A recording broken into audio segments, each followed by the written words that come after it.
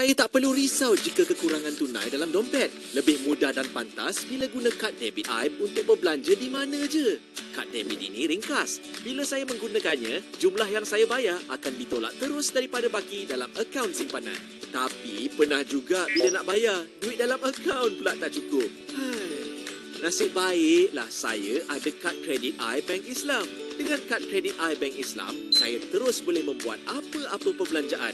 Penggunaan kad akan ditolak dari jumlah pembiayaan. Setiap bulan, saya akan terima penyata kad kredit I. Saya hanya perlu semak transaksi yang disenaraikan dan bayar baki penyata.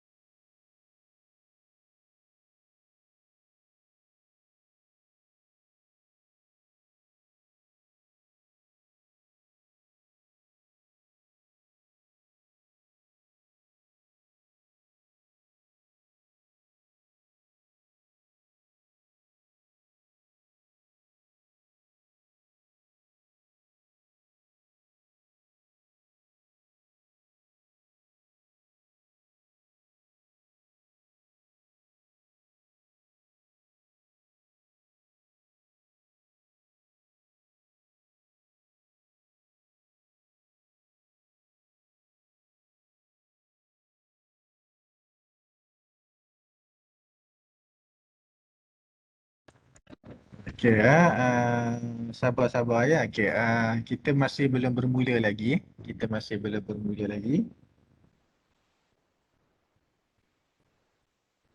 Kita masih belum bermula lagi. Kalau ikutkan, kita sedang menayangkan video. Video oleh apa nama tu? Oleh pihak Bank Islam. Tapi tiba-tiba video kita hilang tengah jalan ke? Kejap Kita sedang Hilang tengah uh, jalan je kejap-kejap. tiba-tiba video tadi hilang. Oh ya. Kita akan mainkan semula video tadi.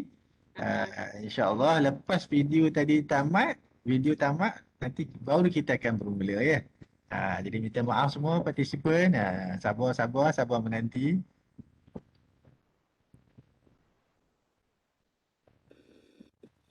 Pun bercita-cita nak ada rumah sendiri. Selain memikirkan jenis rumah, lokasi dan harga, saya juga runsing memilih bank yang menawarkan pembiayaan yang sesuai. Yalah, saya nakkan margin pembiayaan tinggi, kadar pun okey dan yang paling penting, patuh syariah. Nasib baik saya jumpa pelan pembiayaan rumah by TI Bank Islam. Bank Islam menawarkan pembiayaan pada kadar kompetitif dan pastinya patuh syariah. Saya juga boleh dapat pembiayaan sehingga 100% melalui skim rumah pertamaku. Syoknya! Lagipun, sebagai kaki tangan kerajaan, saya boleh memohon pembiayaan bersama pasangan melalui skim Bank Islam LPPSA untuk memiliki rumah idaman yang lebih mahal. Hanya bawa surat tawaran daripada LPPSA ke cawangan Bank Islam. Senang kan? Selain itu, ada juga pelan pembiayaan semula rumah Wahdah I. Pelan ini sesuai untuk anda yang ingin dapatkan lebihan tunai dengan membiayai semula rumah mengikut harga pasaran semasa. Dengan duit lebih ni, anda boleh buat pelbagai rancangan kewangan seperti penyelesaian hutang, pelan persaraan, kos pendidikan atau perubatan, mengubah suai rumah dan lain-lain lagi. Terpulanglah pada anda. Sudah tentu banyak kelebihan dengan pembiayaan rumah Bank Islam. Margin pembiayaan menarik, tempoh pembiayaan panjang selama 35 tahun atau sehingga umur 70 tahun, tiada lock-in period, tiada penalti untuk penyelesaian awal, tiada yuran pemprosesan, tiada elemen compounding, tiada charge tersembunyi. Nak tahu lebih lagi, layari easyaccess.bankislam.com.my dan masukkan maklumat. Pegawai Bank Islam akan hubungi anda semula. Atau imbas kod QR ini dan layari bankislam.com.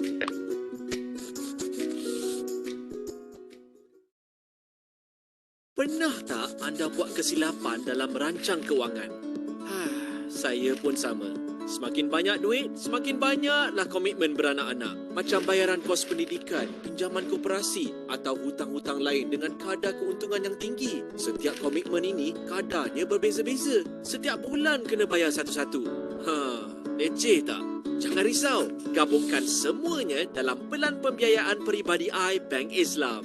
Melalui pelan ini, anda boleh satukan semua komitmen tadi pada kadar kompetitif. Kadar yang dikenakan pun jadi satu dan nak buat pembayaran pun senang. Pastinya lebih jimat, lebih mudah. Dengan pembiayaan peribadi iBank Islam, anda boleh mohon amaun pembiayaan sehingga RM300,000 dan tempoh pembiayaan sehingga 10 tahun. Pandai-pandailah rancang ikut bajet sendiri. Yang menariknya, ada pilihan pelindungan takaful atas baki pembiayaan dan anda tak perlukan garantor. Bukan itu saja, anda juga boleh sertai macam-macam kempen yang diadakan untuk pelanggan Bank Islam. Wah, banyaknya hadiah.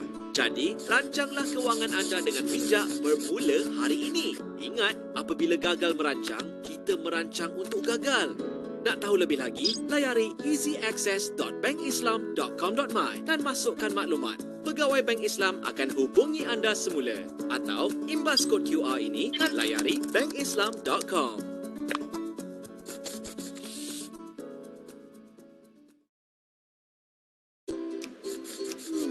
Rasanya dah tiba masa untuk saya beli kereta. Tapi nak beli kereta yang mana ya? Yang ini atau yang ini? Saya juga kena tahu kelayakan. Berapa jumlah pembiayaan, kadar keuntungan, bayaran bulanan. Kejap. Saya ni baru je dapat kerja. Slip gaji pun tak ada lagi. Boleh ke mohon pembiayaan kenderaan? Nasib baik terjumpa pelan pembiayaan kenderaan iBank Islam. Melalui program Grad Hits, lepasan ijazah seperti saya pun boleh dapatkan pembiayaan. Tak perlu slip gaji pun kalau kerja kurang dari 1 bulan.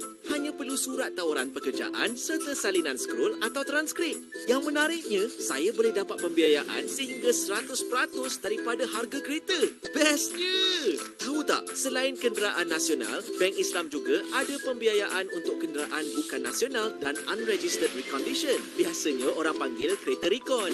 Pembiayaan pastinya patuh syariah dan kadar yang ditawarkan pun kompetitif. Kalau berlaku benda yang tak diingini ke atas saya, macam mana? Jangan risau, terdapat juga pilihan pelan pelindungan takaful atas semua pembiayaan yang berbaki. Wah, patutlah ramai yang pilih Bank Islam. Nak lebih info lagi, layari easyaccess.bankislam.com.my dan masukkan maklumat anda. Bank Islam akan hubungi anda semula atau imbas kod QR ini dan layari www.bankislam.com.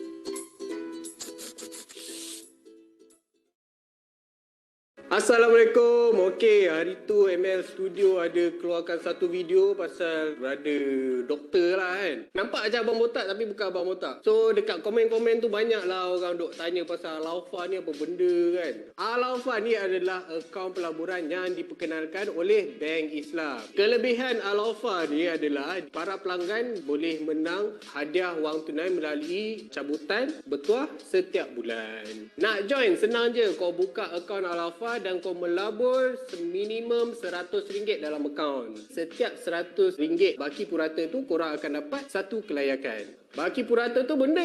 Okey, contohnya kalau macam bulan Disember ada 31 hari kan. Setiap hari dalam akaun korang tu dibahagikan dengan 31 hari lah. Nah, ni macam kelas mat dah kan sekarang. Senang cerita, make sure minimum RM100 dalam akaun Al-Aufa untuk join dah.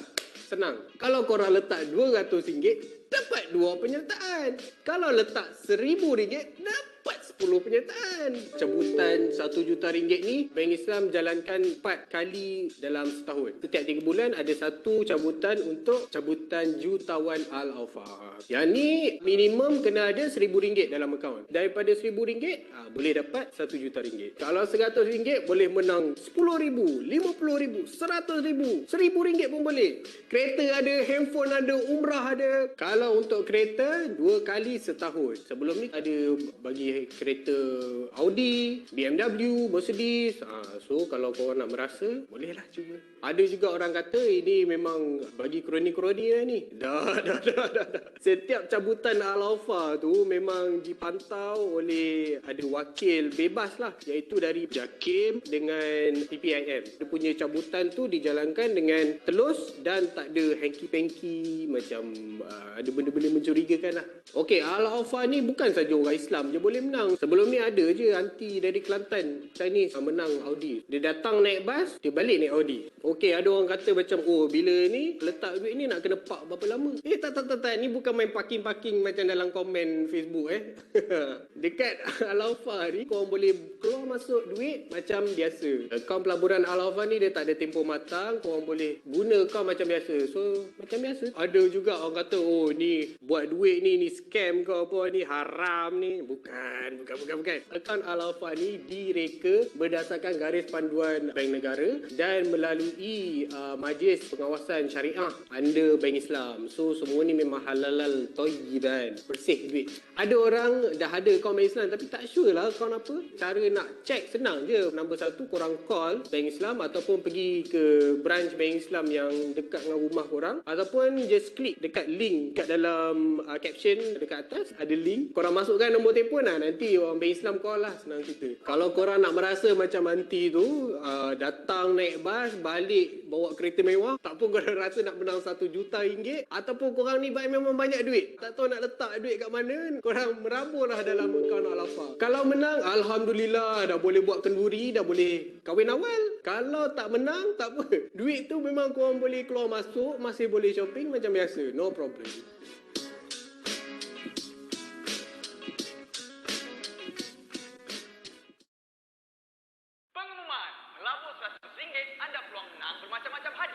Hadiah apa? Gadget-gadget canggih. Wow. Lagi? Hadiah percutian di tempat menarik. Atau pakej menunaikan umrah. Alhamdulillah. Kau juga boleh menang kereta mewah. Wow. Dan paling gempak, kau boleh menang 1 juta ringgit, bro. Wow. Ini sudah lebih.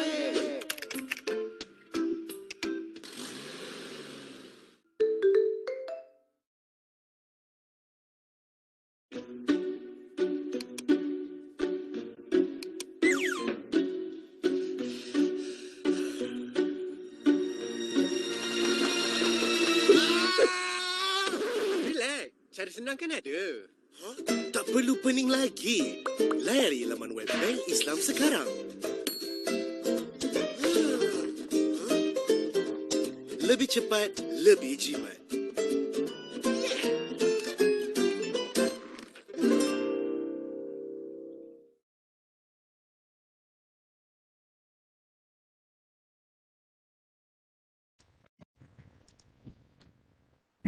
Hello. Okey, habis dah video. Okey, kita akan mulakan. Bismillahirrahmanirrahim. Kepekan Kuala membeli bingka. Sebelum tu dengar suara saya. Takut kadang saya baca tak dengar. Okey? Okey, dengar. Okey. Okey, kepekan Kuala membeli bingka. Sayang pesanan terlupa sudah. Majlis bermula, tirai dibuka dengan bacaan khutbatul hajah. Innal hamdalillah nahmaduhu wa nasta'inuhu wa nastaghfiruhu wa na'udzu billahi min shururi anfusina wa sayyiati a'malina man yahdihillahu fala mudilla lahu wa man yudlil fala hadiya lahu. وأشهد أن لا إله إلا الله وحده لا شريك له وأشهد أن محمدا عبده ورسوله.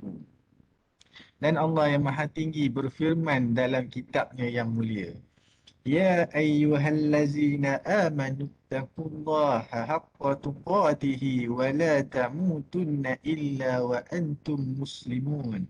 Surah Al-Imran ayat 102.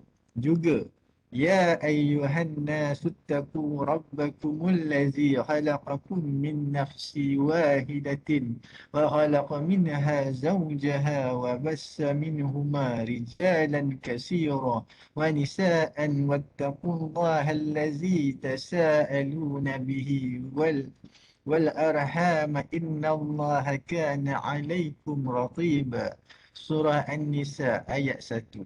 Juga ya ayyuhallazina amanu taqullaha wa qulu qawlan sadida yuslih lakum a'malakum wa yaghfir lakum dhunubakum wa man yuti'illaha wa rasulahu faqad faza fawzan 'azima. Surah Al-Ahzab ayat 70-71.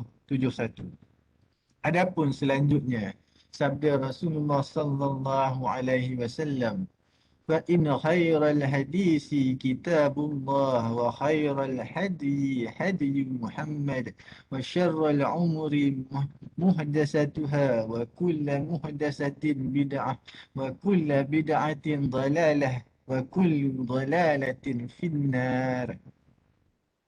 Yang dihormati, yang berbahagia Profesor, Datuk, Datin, Doktor, Tuan, Puan, serta saudara-saudari sekalian. Yang dihormati lagi, yang dimuliakan lagi dihormati penceramah jemputan yang didatangkan khas oleh pihak Bank Islam pada hari ini, Cik Nur Fazilah Muhammad Bajuri, iaitu Ketua Unit Dietetik dan Dietary merangkap dietitian di Hospital Pusrawi Kuala Lumpur. Yang dikasihi staf akademik, staf pentadbiran, pelajar-pelajar, seterusnya tuan-tuan dan puan-puan keluarga Malaysia yang dihormati sekalian. Assalamualaikum warahmatullahi wabarakatuh. Salam ceria dan salam sejahtera. Alhamdulillah. Syukur kita ke hadrat ilahi kerana dengan limpah dan izinnya dapat kita berkumpul di alam maya pada pagi ini. Okey, alam maya. Pihak majlis mengucapkan terima kasih dan mengalu-alukan kehadiran semua ke program pengurusan kewangan bersama Bank Islam ini. Okey, tanpa membuang masa lagi, dengan segala hormatnya, majlis mempersilakan Cik Nur Fazilah Muhammad Bajuri untuk menyampaikan ceramah beliau dengan tajuk Food that helps to boost immune system. Majlis dengan sukacitanya mempersilakan.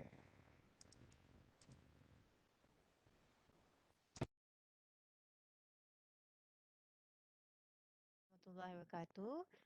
Terima kasih atas jemputan. Salam ceria, salam sejahtera. Semua dengar? Okey, Alhamdulillah, loud and clear.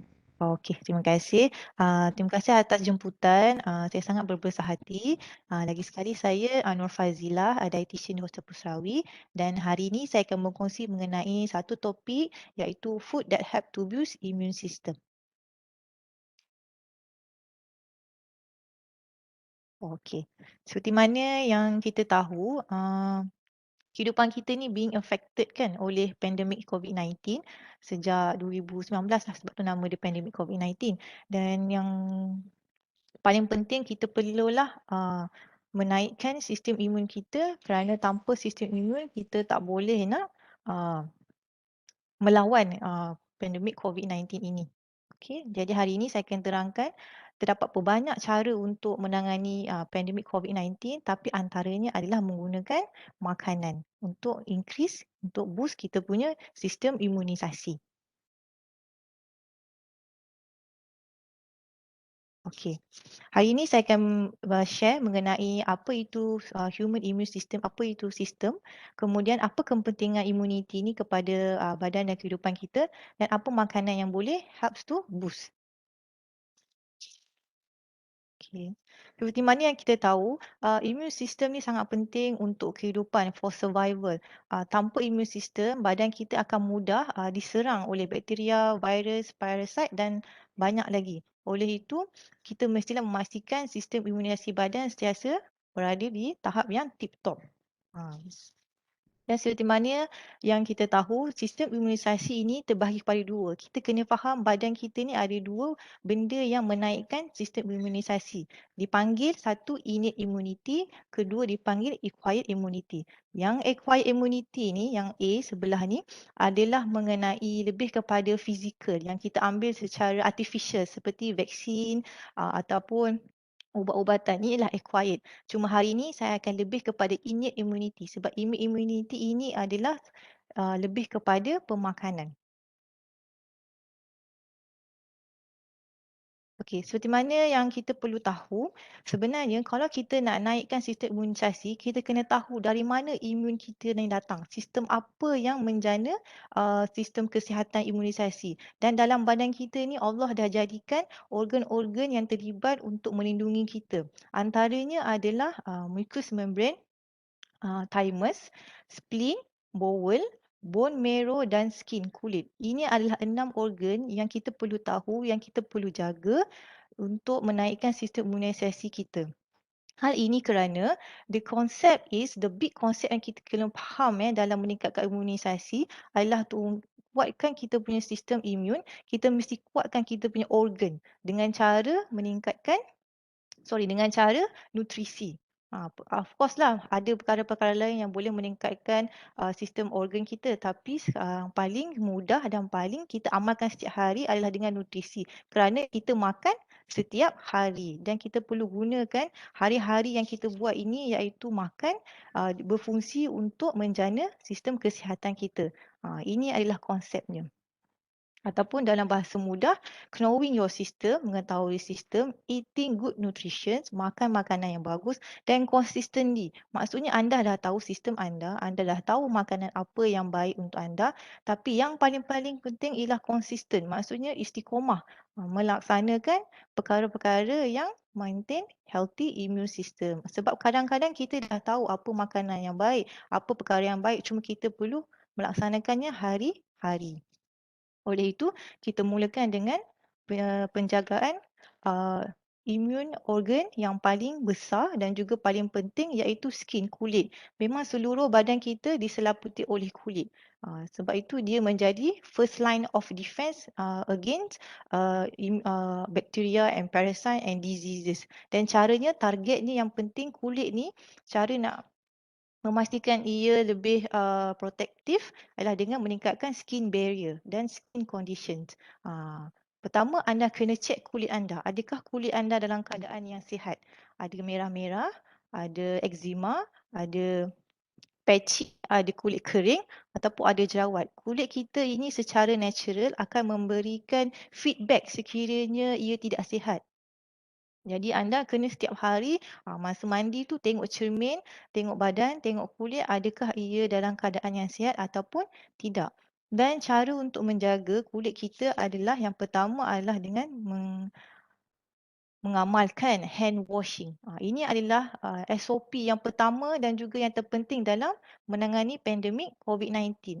Nampak macam mudah, nampak macam kanak-kanak kan. Masa kita dengar SOP COVID-19 pun yang pertama penjarakan sosial, cuci tangan. Macam nampak macam cuci tangan sahaja boleh melawan COVID-19. Macam tak masuk akal. Tapi sebenarnya memang untuk dan kita telah mengadakan research bahawa hand washing adalah simplest form of increasing our immune system kerana dari tanganlah segala benda penyakit masuk dalam badan. Okay, ini adalah contoh hand washing video yang saya akan share. Sebabnya terdapat banyak cara pencucian tangan yang disyorkan. Cuma yang ini adalah disyorkan oleh worldwide, satu dunia, WHO.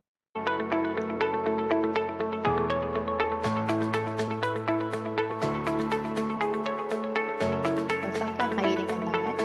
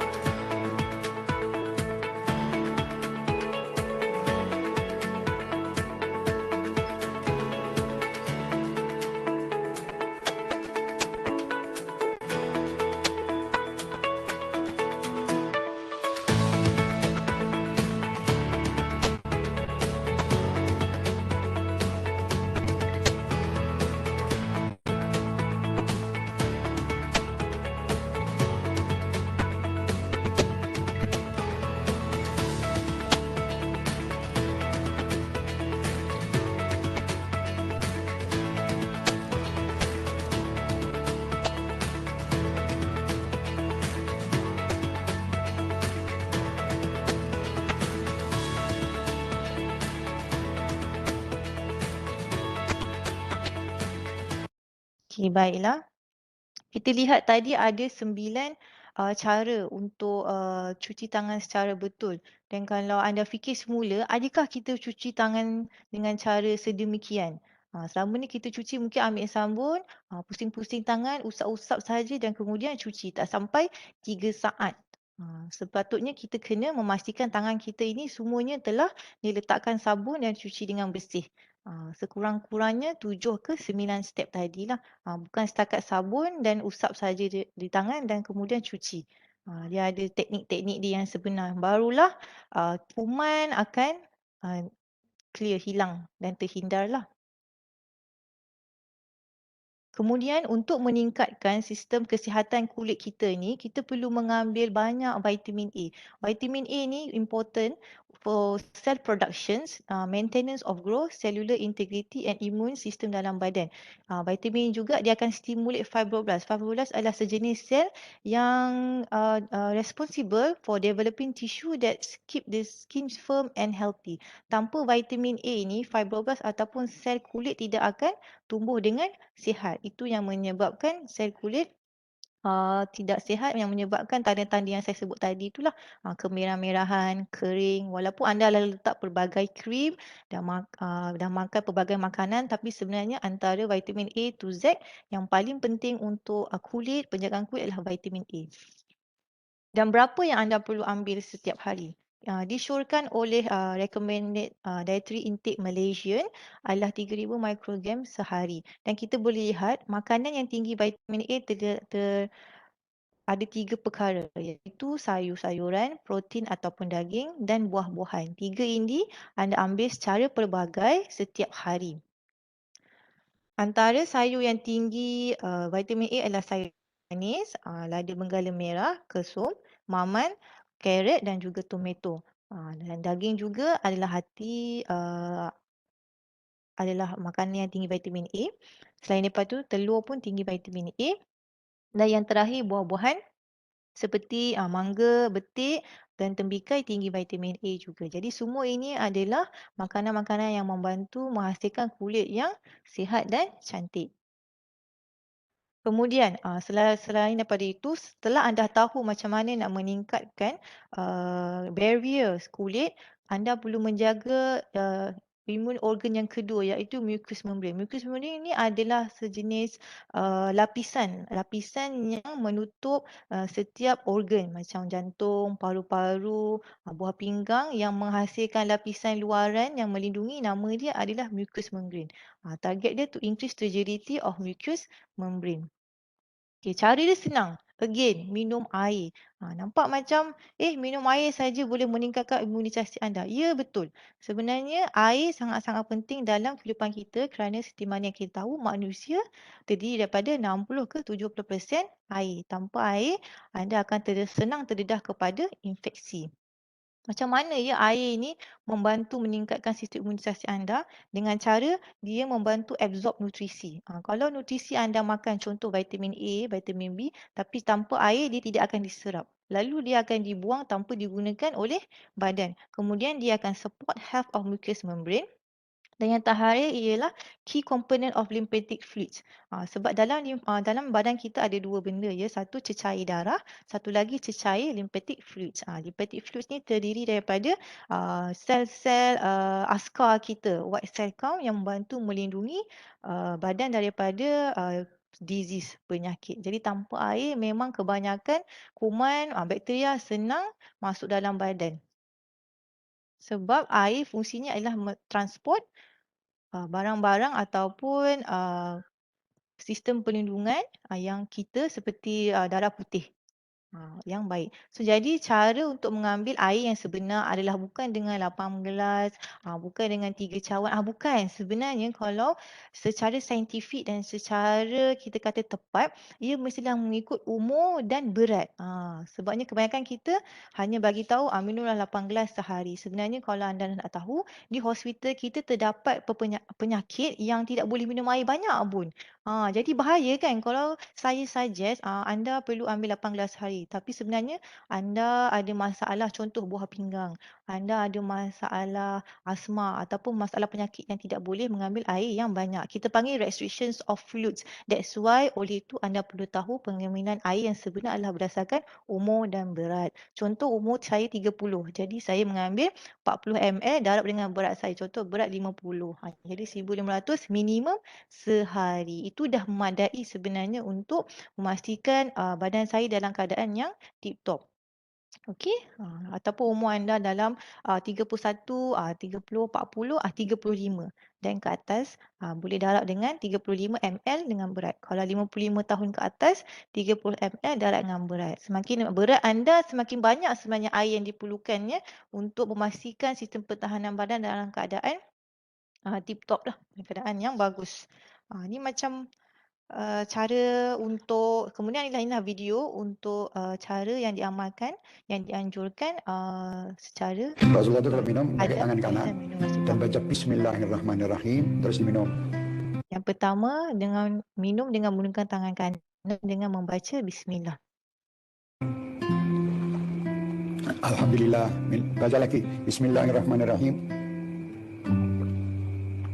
Alhamdulillah. Baca lagi Bismillahirrahmanirrahim. Alhamdulillah, itu cara Rasulullah, kebiasaan Rasulullah kalau minum. Jadi 3 kali, pertama dibaca Bismillah, terus Alhamdulillah selesainya. Baca lagi Bismillah, Alhamdulillah selesainya. Baca lagi Bismillah, Alhamdulillah selesainya.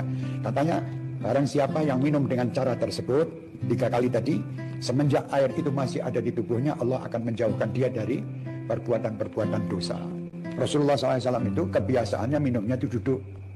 Tapi Rasulullah pernah minum berdiri. Kenapa kok Rasulullah pernah minum berdiri? Supaya menjadikan satu hukum. Jadi bahwa orang minum itu bagusnya duduk. Tapi kalau ada orang minum berdiri juga tidak dosa. Tapi kalau mengikuti cara Rasulullah, dia harus duduk. Kebiasaan Rasulullah itu. Itulah dia cara untuk minum yang digalakkan oleh Rasulullah SAW. Saya rasa anda semua pernah tahu yang kajian mengatakan apabila kita membaca, ni kajian Jepun kalau anda pernah ingatlah, di mana profesor itu membacakan ayat-ayat baik dalam air, kemudian dia menuangkan air tersebut ke dalam pokok ataupun dia nombor dua dia membacakan ayat-ayat yang baik dalam dalam air. Jadi molekul-molekul air tu bila dia masuk dalam mikroskop, dia cek molekul tu nampak cantik, nampak tenang dan teratur. Dan lagi satu kajian yang dia buat oleh research professor itu, bila dia membacakan ayat-ayat ataupun kutukan-kutukan kepada air, molekul tu bertukar menjadi tidak cantik dan nampak kucak kacir. Begitulah sebenarnya apa yang berlaku sekiranya kita mengambil air dengan cara Rasulullah. Di mana air sangat dekat dengan badan kita. Di mana 60% to 70% air adalah badan kita. Oleh itu kita digalakkan sebenarnya semasa untuk minum air, untuk mengamalkan cara Rasulullah supaya penyungan bukan saja air itu, tapi sebenarnya penyungan menguatkan lagi sistem berdasarkan doa-doa dan juga partikel molekul yang dijaga dengan baik. Sebab tu kalau kat luar pun anda pernah dengar kan, air certain brand kan, hidrogen lah, UV light lah, air bersih tapisan 3 kali, hydrolysis semua kan. Semua itu sebenarnya membawa maksud. Dia akan memberikan benefits yang berbeza kepada badan kita. Kerana air memang sangat-sangat penting dalam badan. Sekiranya anda mengambil air contoh yang tidak dimasak atau tercemar, ia memang akan memberi penyakit kepada badan. Okay. Kemudian yang organ ketiga adalah thymus. Thymus adalah organ yang menyimpan ataupun menghasilkan darah putih. Dia terletak di sinilah. Ini organ badan kita dan dia terletak di antara paru-paru, berhadapan dengan jantung.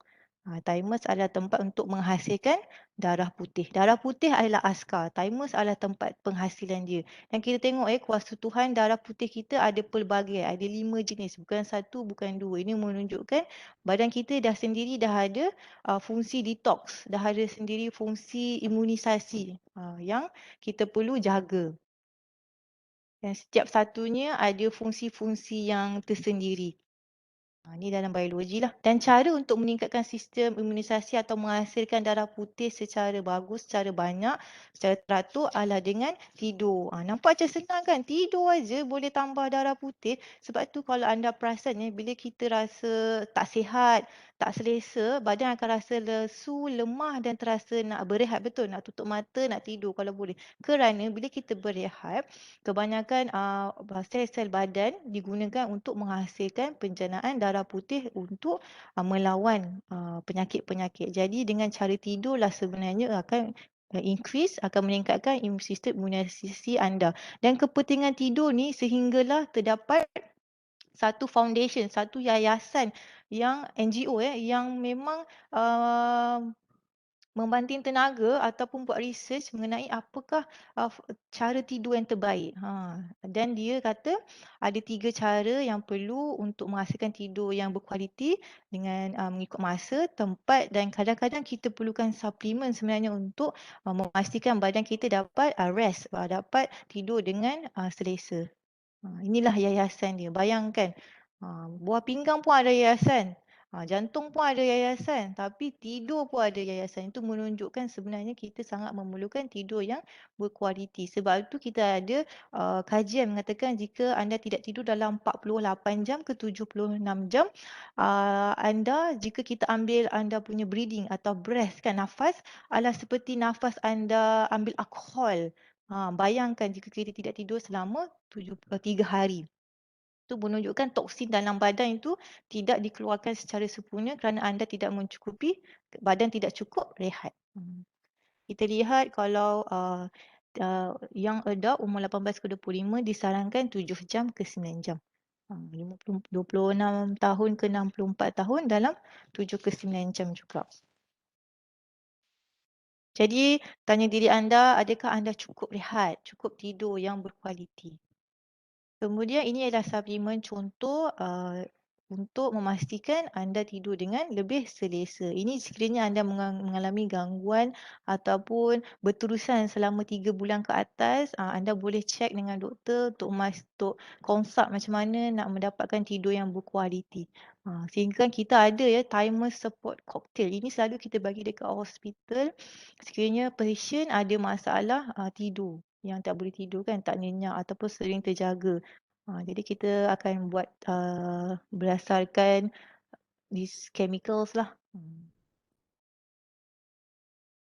Kemudian cara untuk meningkatkan organ thymus agar lebih kuat adalah dengan mengambil pemakanan ataupun vitamin zinc. Zinc, kenapa zinc diperlukan? Sebab setiap badan kita untuk menghasilkan sel organ, kita perlukan DNA. Dan DNA ni wujud dari mana? Daripada vitamin zinc.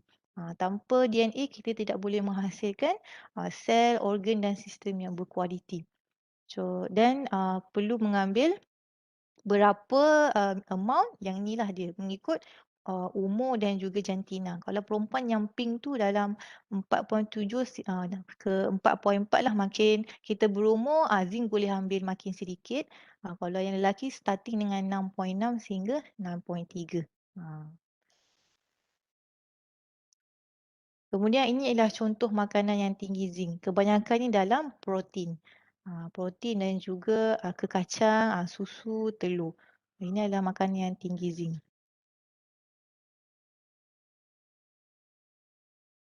Okey, selenium. Pernah dengar ke?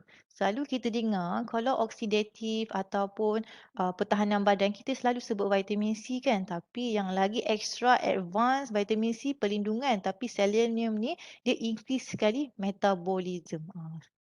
Contohnya sama, daily intake adalah berdasarkan umur. Kita perlu ambil minimum untuk wanita 25 mikrogram sehingga 23 mikrogram dan lelaki starting daripada 32. 32 dan 30. Range macam tu lah. Kalau wanita 25, lelaki kita boleh anggarkan dalam 30 mengikut umur. Selalu lelaki dia lebih sedikit pengambilan kerana mereka satu lebih aktif, kedua mereka sering terdedah kepada bahan-bahan berbahaya. Sebagai contoh ya, sekiranya anda naik motor ke kerja, itu sebenarnya ada pendedahan kimia kepada anda sepanjang perjalanan ke tempat kerja. Sebenarnya lah. Ini adalah contoh makanan tinggi selenium sama dengan makanan tinggi zinc. Sebab tu kita jarang dengar selenium ni. Sebabnya kebanyakan makanan bila kita ambil zinc, auto kita akan ambil selenium. Samalah dari segi protein dan juga seafood. Dua ni. Sebab tu mereka yang mengamalkan vegetarian ataupun makan sayur sahaja, kita perlu ambil vitamin selenium dan juga zinc suplemen. Sekiranya anda tidak mengamalkan pengambilan suplemen, anda digalakkan diambil secara natural, iaitu mengambil protein haiwan. Okey, ini yang vitamin C, your favourite antioxidant. Ini saya tanya siapa-siapa pun semua tahu vitamin C lah. Kalau kena COVID je, batuk sikit je, jangan lupa vitamin C. Betul kerana ia adalah antioksidan. Dan yang menariknya vitamin C ni secara kimia itu adalah partikel dia. Partikel vitamin C berbentuk bintang dan ada oksigen, O dan hidrogen. Cara dia setiap kali partikel vitamin C ni bergerak dalam badan kita, dia akan cari free radical. Free radical ni adalah sejenis toksin yang boleh menyebab kanser. Kalau anda tengok toksin penyebab kanser ataupun penyakit ni dia punya bentuk lebih kurang je macam vitamin C, betul?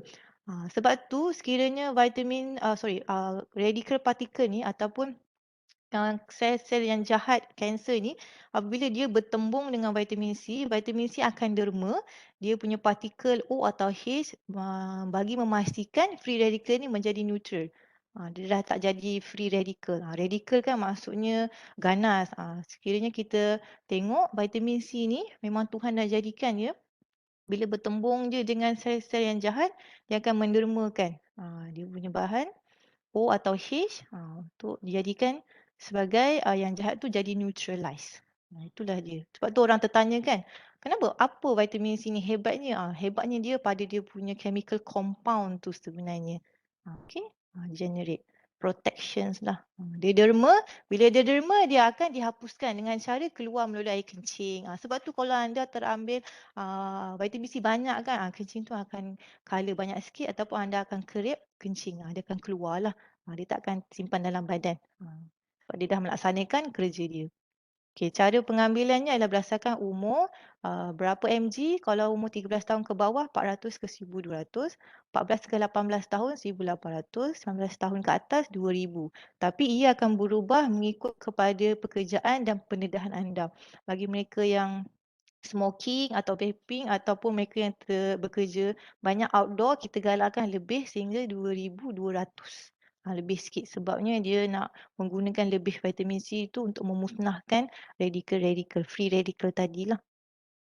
Ini adalah contoh makanan tinggi vitamin C. Paling tinggi sebenarnya bukanlah lemon, bukanlah oren, tapi sebenarnya jambu batu. Kalau anda perasan kan jambu batu, saya pergi pasar, antara buah yang mahal lah. Kalau sebiji tu dah dekat RM10, RM11 pun ada sebiji budak kecil tu. Sebabnya memang ramai dah tahu vitamin C paling tinggi dalam jambu batu. Okey. Dia bukannya lagi masam buah, lagi tinggi vitamin C. Bukan sebenarnya. Okey. Dan jangan lupa sayur-sayuran pun tinggi vitamin C. Jadi sekiranya anda ada masalah kencing manis di mana doktor menasihatkan tidak boleh mengambil banyak buah, anda boleh mengambil lebih sayur-sayuran. Sebab anda tengok green leafy. Green leafy maksudnya sayuran yang berdaun hijau. Macam kangkung, bayam, kailan, semua tu sebenarnya automatically ada tinggi vitamin C. Jadi seperti mana yang saya sebut, tak semestinya masam tu tinggi vitamin C. Kena check sebenarnya sebab ini semua komposisi yang memang research dah buat. Kita siap ada buku lagi. RDI nama buku tu. Malaysia yang buat. Dalam online anda boleh check lah. Okay.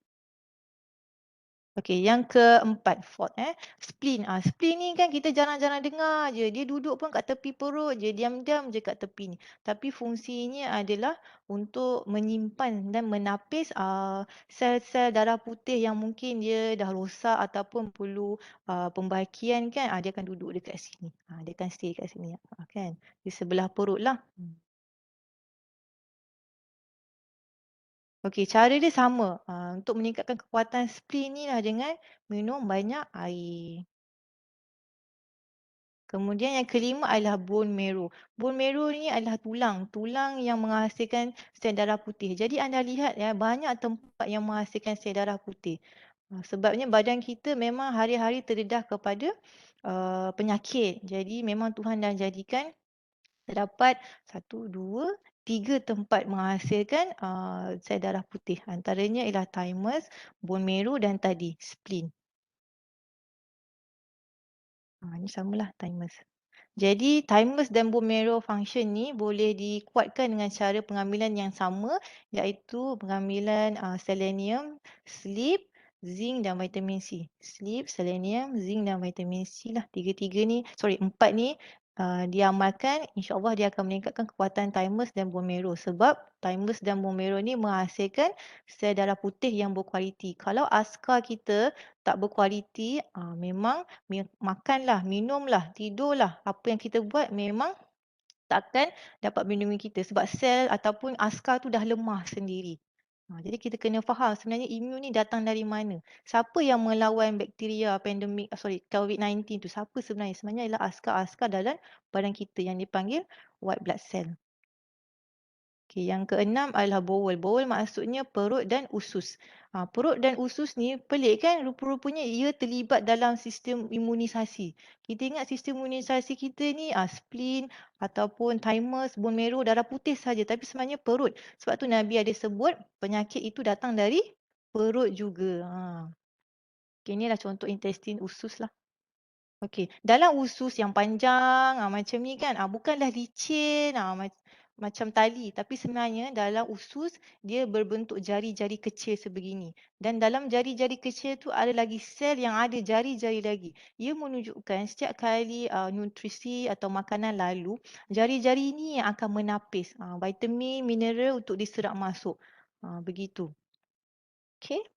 Ni adalah lagi kecil lagi sel-sel tu.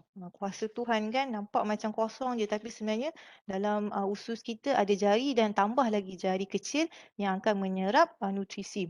Dan hanya nutrisi yang bersaiz kecil, very very minutes kita panggil, very small size yang boleh masuk. Sebab kalau yang besar-besar tu selalu terdiri daripada partikel apa? Lemak.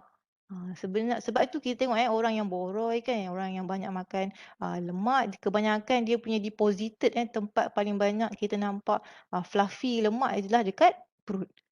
Kan dia deposited dekat situ. Okay, kita tengok leaky and inflamed. Bila kita punya jejari usus ni bengkak ataupun rosak, maka kuman-kuman yang dibawa dalam perut kita ni senang masuk. Senang masuk dan masuk dalam kita punya darah, salur darah. Itu yang menyebabkan infections. Okey. Maksudnya tiada tapisan. Pertama sekali tadi kita melalui tapisan kulit kan. Kulit yang akan menghalang. Dan dalam perut kita pun sebelum masuk dalam darah akan ditapis oleh usus. Jadi sepatutnya kuman susah nak masuk dalam darah kita. Sebabnya terdapat banyak sangat barrier pertahanan badan. In fact dalam darah pun ada lagi darah putih. Okey, cara-cara disebabkan usus ni antara tempat penjagaan pertahanan macam pagar kan sebelum masuk kuman dengan sebelum masuk nutrisi kita perlulah kuatkan dia dengan cara pengambilan probiotics. Saya harap anda semua pernah dengar probiotics ini. Okey. Sebabnya perut kita, usus kita ni hari-hari berfungsi 24 jam. Bila kita makan setiap hari kan. Jadi kita perlu top up balik apa yang diperlukan oleh pagar-pagar usus ni. Antaranya probiotik. Kenapa saya kata probiotik? Probiotik ni kan kuman kan. Kenapa kena makan kuman? Kerana only kuman boleh bunuh kuman. How probiotic works? Only microbes can kill microbe. Betul? Takkan kita nak suruh makanan, sayur, vitamin untuk bunuh kuman kan? Tak. Sebenarnya probiotics adalah kuman yang baik yang itu sahaja mampu membunuh kuman yang jahat. Sebabnya dia je yang kenal kuman-kuman yang berkaitan. Tapi dia baiklah sebab dia membantu kita dengan mencari ataupun ditugaskan untuk membunuh kuman jahat. Okay. Probiotics are present in the human digestive system to maintain good intestinal flora. Sebenarnya dalam perut kita ni tak diam, penuh dengan pelbagai kita kata binatang, pelbagai kuman, tapi semuanya yang baik, yang membantu melindungi kita. Okay, recommended WHO lebih daripada setahun kita dah digalakkan untuk mengambil probiotik. Sebenarnya bayi pun perlukan probiotik sebabnya bayi lebih terdedah kepada kita panggil bukan colon cancer tapi necrotizing colon. Maksudnya colon baby tu senang diserang. Sebab tu kita cara untuk meningkatkan kekuatan untuk bayi yang bawah 1 tahun lah dengan breastfeeding, menyusu ibu. Tapi lebih daripada setahun kita digalakkan untuk mengambil probiotics. Antaranya adalah dalam makanan fermented, suplemen dan juga fortified food. Ini adalah contoh-contoh makanan yang tinggi probiotik. Saya rasa semua orang tahu dan pernah dengar. Okey, dan kemudian ialah fiber. Fiber ni adalah untuk meningkatkan kekuatan probiotik tadi. Sebab probiotik tadi kan kuman baik yang hidup kan. Jadi bila hidup dia perlukan makanan. Jadi apa makanan probiotik ni untuk jadikan dia lebih kuatlah dengan makan fiber, serat. Serat ni bukan saja mengenyangkan tapi dia memastikan probiotik askar anda lebih kuat. Contoh fiber, ni adalah contoh jurnal ya yang menunjukkan pelbagai kepentingan fiber to increase strength of immune system by increase sensitivity of white cell and increase strength of gut barrier. Ni anda search saja dekat Google, memang ramai dah buat research mengenai kebaikan probiotics dan prebiotics. Okey, selalunya kita galakkan mengambil fiber serat 25 gram ke 30 gram. Apa bentuk 25 gram ke 30 gram kan? Mesti anda tertanya kan macam mana saya nak menghasilkan serat 25 gram. Inilah caranya. Contoh vegetable, spinach, bayam. Satu cawan tu adalah satu cawan kecil, satu cawan kopi tu sebenarnya adalah 8 gram. Jadi tadi 25 gram kan? Jadi 25 gram bahagi dengan 8. So dalam 3 cawan sehari sebenarnya memadai pengambilan seharian untuk memastikan fiber serat anda cukup. Yang lain-lain contoh kalau brown rice pun ada. Spaghetti ni yang whole wheat punya lah. Dan barley pun ada sebenarnya serat yang baik. Buah-buahan of course lah memang tinggi dengan serat. Dan lain-lain yang agak tinggi cuma anda tengok dalam prunes dan juga dalam kurma dates, dried fruit. Buah kering juga tinggi dengan serat. Jadi anda perlu ambil setiap hari tanpa bosan lah sebab buah pun ada, sayur pun ada, kekacang pun ada, greens, biji rin seperti brown rice, barley pun ada. Sebab tu kita galakkan pengambilan fiber setiap hari sebab fiber dalam makanan ada pelbagai jenis. Jadi tak sempat boring lah. Okey. Jadi setelah anda melihat kan semua yang saya dah sebut, organ-organ ada 6 organ kesemuanya yang kita perlu jaga untuk meningkatkan sistem imunisasi. Jadi macam mana setiap hari saya kena makan zinc lah, saya kena minum air, saya kena ambil vitamin A, macam mana saya perlu berfikir setiap kali sarapan saya kena ada selenium. Setiap kali setiap kali lunch saya kena ada vitamin C. Mesti anda macam, oh susah juga nak makan ni, kena berfikir pula dan macam buat maths pula. Nak makan, bukannya buka mulut telan. Bukan. Ataupun ambil air, minum cukup 2 gelas, 3 gelas, entah berapa gelas. Janji minum air kan. Sebenarnya tak cukup seperti mana yang saya sebut kena melalui, berdasarkan umur dan berat. IML dan berat. Okay. So cara dia untuk memastikan how to integrate semua makanan yang saya sebut ni dalam makanan seharian anda adalah dengan mengamalkan suku-suku separuh. Bukan saya yang sebut, memang satu Malaysia ni, Kementerian Kesihatan Malaysia dan juga sebenarnya satu dunia ni mengamalkan konsep suku-suku separuh. Semuanya berbezalah setiap negara. Negara Malaysia kita mengamalkan suku-suku separuh di mana mereka melihatkan setiap kali kita mengambil makanan memang terdapat semua ini. Makanan yang meningkatkan imunisasi bila kita amalkan suku-suku separuh memang terdapat semuanya. Contoh, ni dia.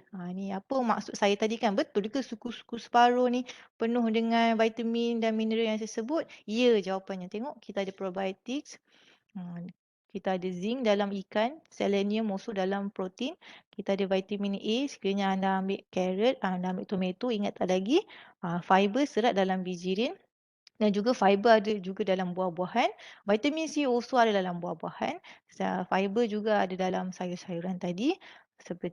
Dan juga air lah of course. Inilah contoh suku-suku separuh. Jadi betul lah tadi yang kita syorkan sebenarnya semua makanan, minuman, air, vitamin, suplemen ke, probiotik ke semuanya terdapat dalam saranan kerajaan Malaysia iaitu suku-suku separuh. Jadi insya-Allah sekiranya anda mengamalkan suku-suku separuh, anda tidak perlu pening-pening hari-hari tanya macam mana nak melawan COVID-19, macam mana nak melawan penyakit-penyakit di luar sana. Okey, sebabnya memang suku-suku separuh ni telah dibuat berdasarkan vitamins dan minerals yang diperlukan. Okey. Again, ini adalah penerangan saya di mana setelah anda mengetahui sistem badan, kemudian anda top up, anda kuatkan sistem badan dengan makan makanan yang baik, dengan penuh nutrisi dan sekali lagi konsisten setiap hari istiqomah follow is the way to maintain healthy immune system. Maksudnya bukannya dah sakit, dah batuk, dah kena penyakit baru nak start makan suku-suku separuh. Prevention is better than cure. Okey, itu saja penerangan saya, sharing session saya untuk food that helps to boost immune system. Okey, kita open Q&A boleh ke? Q&A 10 minit ke kalau katakan ada yang nak bertanya tu. Sila angkat tangan ke lepas ataupun sila type takut Sila type dekat ruangan message Okey, untuk soalan pertama dari saya sendiri Soalan pertama daripada saya sendiri. Saya perasan tadi kat vitamin A tadi kan red capsicum kan. Tapi saya suka makan green capsicum. Boleh juga kan? Oh. Boleh sebenarnya. Sebab ia berada dalam family yang sama. Mungkin disebabkan color merah itu dia mengandungi lebih lycopene. Lycopene ni adalah memang dalam tumbuh-tumbuhan yang berwarna merah seperti tomato, cherry tomato, red capsicum yang warna merah ni memang dia tinggi lycopene. Dan lycopene ni adalah sejenis enzim, vitamin yang masuk dalam badan kita.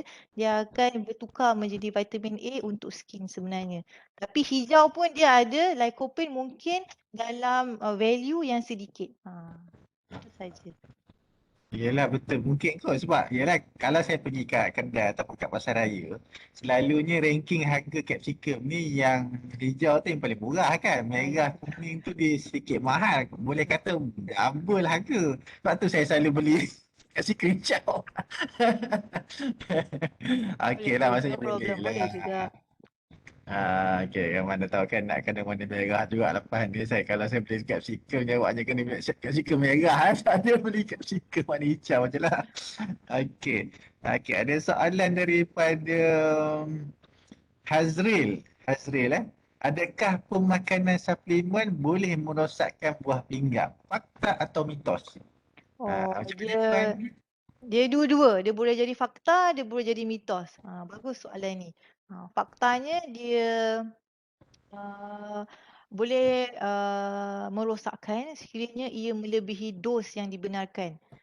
Sama macam buah-buahan. Macam saya sebut tadi kan, kalau anda mengambil lebih buah-buahan walaupun natural food, tapi ambil terlalu banyak, ia akan menyebabkan gula dalam badan meningkat. Sebab tu setiap slide saya tu saya letakkan dos yang bertepatan, yang sebenar sebab kita tahu dekat hospital ni kita lihat bila kita bagi sesuatu benda walaupun kita sebut bagus tapi sekiranya diambil secara berlebihan mana-mana pun harta kurma sekalipun, makanan sunnah sekalipun jika diambil secara lebih memang dia akan bertukar menjadi poison, toksin. Itu adalah fakta dan mitos. Jadi kena follow instruction je lah Ya, sebab tu kalau anda beli apa-apa suplemen dia ada tulis kan sebelum makan, sebelas makan. Kalau ubat pun maksimum 3 biji sehari, begitu. Kalau tak tahu juga boleh pergi tanya ahli farmasi. Betul. Ahli farmasi. Okey, soalan seterusnya harap-harap menjawab lah kot soalan Cik Hazril Kalau tak okey juga nanti Cik Hazril PM lagi. Okey, Muhammad Iran. Muhammad Iran, some people tak gemar makan sayur. Apa alternatif lain yang boleh disuggestkan? Oh, okey. Sebenarnya sebagai dietitian, bila kita kata kita tak suka sesuatu perkara tu, kita kena tanya diri dia, adakah benefits is more than harm? Kebaikan lebih daripada keburukan. Kalau tak gemar tu maksudnya tak ada alergik, maksudnya perut selesa je makan, cuma tak suka gitu kan. Jadi apa yang kita boleh suggest, sebab benda tu fiber atau sayur lebih baiknya banyak daripada buruknya. Jadi kita perlulah sebagai orang dewasa memberi contoh yang baik antaranya dengan pengambilan sedikit. Sekurang-kurangnya sedikit anda ambil. Sebab dia tak gemar bukannya disebabkan penyakit ataupun alergi. Jadi memang sebagai dietitian saya perlu menyatakan kepada anda semua perlu ambil fiber, serat, sayur kerana kebaikannya lebih Macam kita kena tahu apabila sesuatu perkara tu baik, mendatangkan kebaikan kepada dia, kita perlu didik diri untuk ke arahnya. Macam tadi kan kita tahu solat sunat banyak kebaikan tapi tak gemar. Ibarat macam tu tapi kebaikannya banyak. Jadi kita perlu asah dirilah. Sikit-sikit mungkin hari ni solat sunat satu sehari sekali, lama-lama bila kita rasa kan manisnya ibadah ataupun manisnya kebaikan saya tu insya-Allah kita akan teruskan lah. Betul lah Iran sebenarnya ialah Allah dah ciptakan saya tu ada sebab lah kan. Macam kita mungkin kita tak tahu, tak ada ilmu. Sebab tu yang kita beritahu ni. InsyaAllah lah kot dengan ilmu yang kita beritahu ni, kita kena ubahlah kita punya pemikiran kita. Yang saya tu memang banyak manfaatnya. Jadi bila banyak manfaat tu, waktu kita makan tu jangan kita fikir pasal tak sedap. Kita fikir kata pasal manfaat ni. Mungkin dia akan mengubah pemikiran kita lah ya Iran ya. Itu pendapat peribadi saya lah, saya pun tak tahu juga. Sama-sama, saya setuju. Semoga membantu Iran. Okey, Syahnizam, Encik Muhammad Syahnizam, adakah individu obes perlu mengamalkan konsep makan suku-suku separuh untuk turunkan berat badan? Okey. Untuk individu obesiti, pertama sekali saya akan menerangkan yang efek ataupun menyebab obesiti ni dia lebih kepada pengambilan, kita panggil kalori. Jadi kita kena cek dulu pengambilan kalori orang ataupun mereka yang obes. Bila kita dah cek, baru kita translatekan kalori itu kepada cara pemakanan yang baik. Antaranya mengikuti food pyramid makanan, dan lagi satu adalah betul tadi dia sebut suku-suku separuh. Jadi dah betul lah konsep dia, 50% dah betul. Lagi 50% je kena top up, iaitu dia perlu tahu berapa intake yang dia ambil. Mungkin kot sebab yalah Cik Syahnizam ni dia kawan juga. Mungkin sebab saya je besar ataupun perut besar, kita rasa mungkin nak makan banyak kan. Jadi nak kawal nafsu makan tu saya rasa agak susah lah. Saya tak tahu lah, mungkin tu tanya tu kan kena suku-suku separuh dia agak tak tahan ni.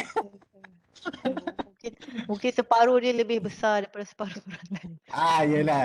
Maksudnya kena tengok saiz badan anda jago ya. Separuh kita tak sama macam separuh kawan kita kat sebelah. Jadi jangan tengok separuh dia, kita ikut macam separuh dia juga.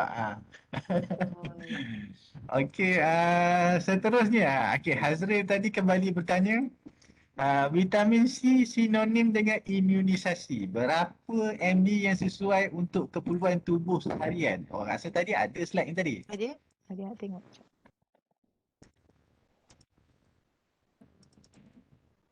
Nanti Cik Fazilah tunjuk semula kan. Keperluan seharian dia ikut umur ikut umur kalau tak silap saya tadi kan. Tadi dia starting 19 tahun ke bawah, 19 tahun ke bawah dalam 1,500. Kalau yang berumur 30 tahun ke atas dalam 2,000 mg ke atas. Okey. Seterusnya. Okey. Cik Syahnizam bertanya lagi soalan kedua. Mana yang bagus? Kalau ambil jus direct daripada buah atau beli jus buah yang ready made di pasaran? Soalan ni soalan yang famous dan bagus juga. Lalu saya dapat juga untuk jawab sebagai dietitian, kami mengalu-alukan atau kami menggalakkan pengambilan apa-apa sahaja secara natural, secara asli. Kerana kita tak tahu ya bila proses makanan minuman ni dalam kilang kan, dalam kotak kan, kita tak tahu dia dah letak apa. Mungkin dia kata vitamin C tapi kita tak pergi kilang dia, tak check kan apa dia letak. Sebabnya vitamin C dia tu, contohlah air fresh juice kotak dengan fresh juice kita buat sendiri, kita letak dekat luar pun kita dah nampak perbezaan, betul? Tak perlu tunggu 24 jam. Yang fresh tu dia akan rasa masam lebih, dia akan rasa cepat tak elok. Tu menunjukkan dia memang original. Dia macam madu jugalah. Lebih kurang. Betul lah tu. Kalau kita masak, kita buat sendiri, kita sendiri dapat confirm kan dia punya kesahihan dia tu. Kalau orang buat, kilang buat, kita tak tahu kan. Kita percaya lah kan. Kalau kilang yang besar-besar bagus-bagus ni mungkin dia akan jagalah dia punya jenama dia kan, nama dia. Kita takut kita ambil produk daripada kilang yang tak apa-apa kot, mungkin yang tu saya tak tahulah kan, itu pendapat peribadi saya lah kan. Sebab bukan apa, kadang-kadang kita nak cepat kan. Zaman zaman segeruk ni, zaman mi segeruk ni kan, balik balik kerja dah lambat. Jadi takkanlah kita nak pergi bancuh dekat dapur kan, lambat kan. Jadi on the way balik kerja, singgah kedai beli terus minum kan. Mungkin itu antara sebab dia. Okey, seterusnya daripada Encik Muhammad Rizwan. Kalau tak silap saya lah, M Rizwan, M Said. Adakah eat clean, unprocessed food bagus untuk kesihatan? Oh, dia punya soalan sangat bagus, sangat kritikal. Processed food, Ini soalan orang bijak pandai ni. unprocessed food kan. Sebenarnya term dia pun baru dan sepanjang pengetahuan saya benar, di mana eat clean tanpa ada meletakkan extra barang-barang ataupun processed food tu memang terbaiklah untuk dielakkan. Eat clean, betul. Saya setuju pernyataan Cik. Tu. Penceramah kita bersetuju dengan Cik Rizwan, Cik Said kan? Kalau nak tanya lagi. Ya, betul. Okey. Izzafili, Cik ke Puan ke, apa nama makanan buah sayur yang boleh mengurangkan kadar gula dalam darah? Oh, okey. Untuk pengetahuan anda semua, semua buah sayur memang akan meningkatkan kadar gula kerana gula ni tak jahat. Dia memberi tenaga. Kalau kita tak ambil gula pun bahaya, betul. Kita akan rasu, lemah, nak mengira, nak bekerja pun tak boleh. Jadi maksud mengurangkan kadar gula dalam darah ini kena tahu anda betul ke perlukan kurangkan gula dalam darah. Sebab agak bahaya term ni. Saya risau bila saya bagi mungkin anda akan lebih lesu. Mungkin tiada kepentingan di situ. Melainkan anda telah dinasihatkan oleh doktor, ya, kena kurangkan kadar gula dalam darah dengan cara kita kena tahu ya gula dalam darah ni cara nak kurangkannya ada 3 cara. Pertama, ubat.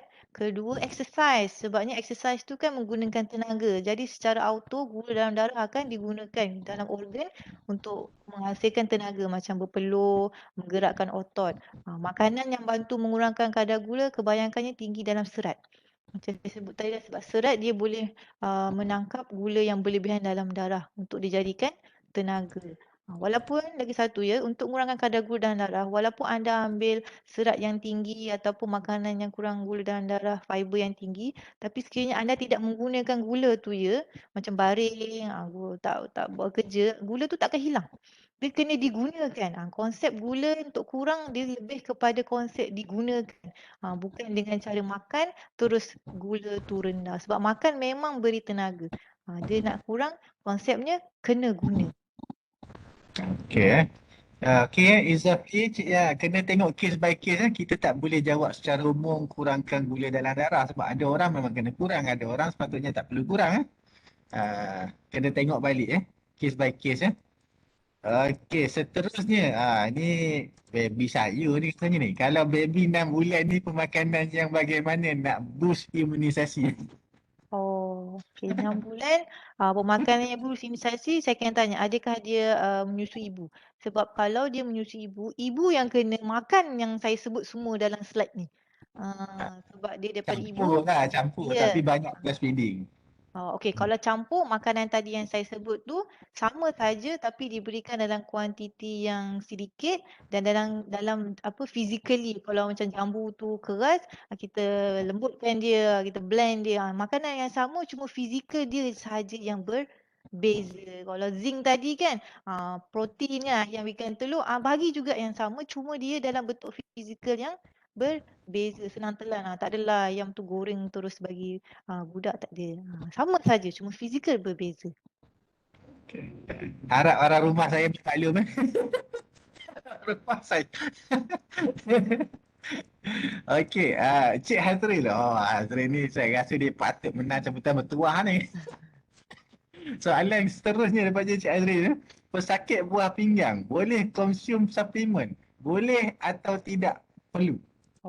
Ini cara jawab saya adalah bila buah pinggang ni sudah berpenyakit, jadi dia kena pergi hospital, ambil blood test ujian darah dan report blood test tu kita akan tengok ya apa vitamin, mineral yang kurang. Dari situ baru saya boleh top up sebabnya saya ada je kes buah pinggang terlalu tinggi potasium. Potasium tu sebenarnya dalam badan kita baik saja. Tapi bila dengan pesakit buah pinggang sebenarnya dia tidak perlukan potasium yang tinggi. Jadi saya memberikan nasihat supaya tidak mengambil potasium yang berlebihan. Dia memang bila kita ada sakit, penyakit memang kena jumpa mereka ataupun konsultan doktor lah supaya kita boleh buat one to one session untuk menunjukkan apa yang baik untuk kita memang tak sama dengan baik orang lain. Berdasarkan apa tadi? Berdasarkan dos. Benda yang Ya. sama potasium, dos saja berbeza. Yelah, jadi maksudnya untuk lebih lah kan macam kita kena test dululah dekat makmal kan. Ah, Tengok apa benda yang kurang tu kan. Kalau ya. kurang barang A, makanlah barang A kan. Kurang barang B, Mm-mm. makan barang B. Walaupun kita boleh jawab secara umum makan A, makan B, tapi Betul. bila kita tak tengok secara detail dalam Betul. dalam tabung uji, tabung uji ke, kita tak nampak sebenarnya kan. Okey harap Cik Azri boleh terima jawapan tadi. Seterusnya, Cik Shariza pun patut kena menang jugalah sebetul-betul ni. Mohon baik Islam take note Cik Azri dengan Cik Nizam kita. Apa pendapat Puan tentang diet Atkins, keto dan lain-lain jenis diet? Adakah diet ini bagus untuk diamalkan? Untuk makluman, jenis-jenis diet Atkins, keto dan lain-lain ni memang pelbagai yang mereka amalkan. Memang kita nampak ada benefits, ada kebaikan dan kita kena tanya juga ada tak keburukan. Sebabnya setiap diet yang kita amalkan ni memang ada good, ada bad. Yang bezanya dos tadilah pengambilan. Senang sebutlah apa-apa diet yang kalau kita kata terlebih, memang confirm dia akan membawa masalah. Sebagai contoh diet keto, tak ambil langsung karbohidrat, tak ambil langsung nasi. Sebenarnya mungkin sebulan, 2 bulan anda akan lose weight lah, kurang berat badan. Tapi mungkin setahun kemudian kita tak tahu sebab badan telah kurang vitamin, karbohidrat yang terlalu banyak. Jadi kalau saya tak sarankan diet yang terlalu ekstremis. Macam saya sebut tadi, moderation. Macam saya sebut tadi, secara dos dia. Tak ada diet yang kita kata satu diet ni semua orang wajib ambil. Tak ada.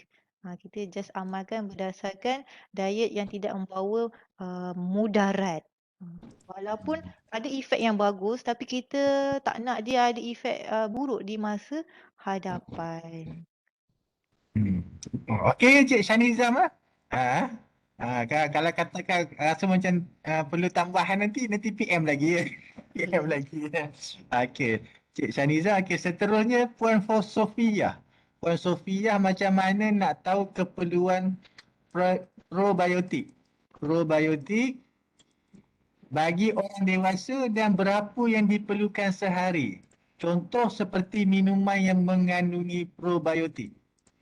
Okey. Kalau untuk probiotik secara guideline dia 1 million CFU.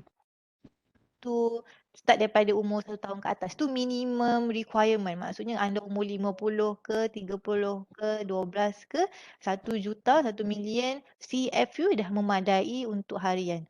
Melainkan anda ada penyakit. Bila ada penyakit tu yang kita kena increase atau lower, naikkan atau kurangkan berdasarkan keperluan. Selagi anda sihat, Alhamdulillah, 1 million CFU adalah memadai untuk kebaikan seharian. Okey. Ya, Dos ni okey. pun ikut kalau anda lihat kan macam setiap minuman ada dos yang berbeza. Jadi anda darab ataupun tambahlah sampai anda hit 1 million CFU. Okey, banyak soalan ni. Cik Shanizam kembali lagi dengan soalan seterusnya. Cik Shanizam beritahu besok dia nak masuk pertandingan masak. Jadi dia nak tahu dessert yang sesuai untuk pesakit diabetes. Apa dah Cik Shanizam ni? Oh. Okey, Cik Shanizam. Okey. Untuk pengetahuan diabetes ni cara diet dia mesti pengambilan gula, karbohidrat yang kurang. Jadi apa-apa dessert ataupun makanan yang kurang kita sebut gula, kurang karbohidrat memang sesuai. Jadi dessert. Jadi dia punya pencuci mulut. Contoh dekat sini kita ada bagi samosa, sebabnya samosa adalah sekeping kecil sahaja kulit dan dalam tu kita letak banyak sayur. Jadi dia kurang karbohidrat sebabnya dia lebih kepada serat. Contoh lah. Samosa. Okey, Ataupun boleh Cik Syarizam? ataupun boleh. Ataupun nak buat jus capsicum ke? Boleh ke jus capsicum? Aku tak ada orang minum. Okey, seterusnya. Puan Najla. Najla Nasuha, tadi penceramah ada bercerita berkenaan dengan keperluan selenium untuk badan. Apakah alternatif bagi mereka yang ingin meningkatkan pengambilan selenium dalam diet seharian, tapi ada masalah kesihatan lain seperti gout? Oh, okey. Sekejap saya buka balik selenium. Sebabnya dia, kalau kita tengok selenium tu selain daripada protein kan, haiwan dan seafood, dia terdapat dalam ikan. Jadi saya rasa gaut boleh makan ikan dan juga telur ataupun ayam. Itu yang mild lah, yang lembut sikit. Bolehlah elakkan seafood walaupun seafood high in selenium, tapi kadang-kadang kita tidak perlu mengambil selenium yang terlalu tinggi. Sama ada 50% pun dah cukup untuk seharian. Sebabnya hanya peningkatan selenium ni berlaku bila anda diserang penyakit yang berbahaya, disease. Tapi selagi anda dalam keadaan yang optimal, tip-top, okey, tak ada masalah kesihatan, 50% and above dah cuma memadai. Which is kalau saya tengok di sini, makanan tinggi selenium, contohnya dalam ikan. Okey, okey Encik Ajla, Puan Ajla, kalau katakan rasa perlu tambahan lagi, Puan Ajla tanya lagi ataupun boleh PM kemudian. InsyaAllah. Boleh. Okey, Cik Hazman, ramai yang ada penyakit gastrik. Apa makanan terbaik atau makanan yang boleh dimakan oleh pesakit gastrik? Ada orang kata sayur tak boleh sebab sejuk. Oh, okey. Untuk makluman, penyakit gastrik ni kita kena tahu sebab dia berlaku. Kalau kita tengok, kita bedah perut kita sebab gastrik berlaku di perut kan. Kebanyakan gastrik ni berlaku kerana luka di perut, ulcer. Jadi dia bukan sebab makanan, dia disebabkan ulcer dan pembiakan kuman dalam tu. Apa yang kita patut uruskan sebelum kita amalkan pemakanan diet gastrik adalah dengan memastikan luka ataupun ulcer di perut tu disembuhkan dahulu.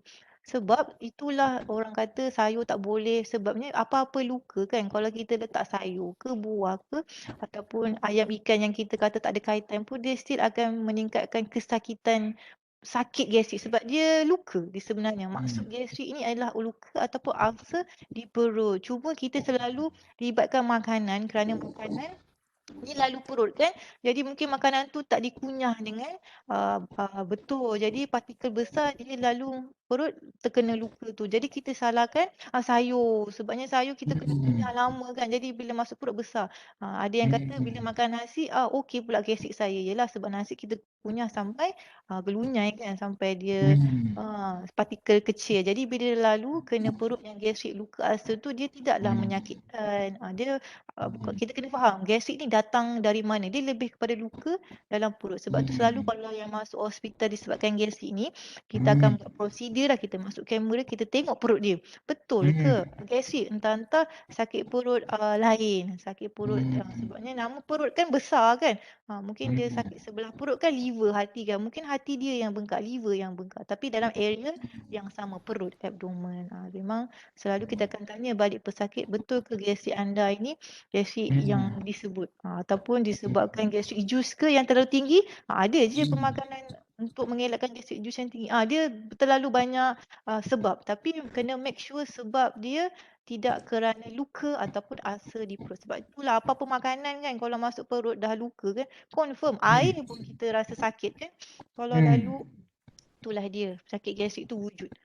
InsyaAllah bila sembuh je gastrik luka tu, ulcer tu dah tak ada, anda makan apa sahaja, sayur ke, roti ke, nasi ke, ayam, InsyaAllah dia tidak menyakitkan perut.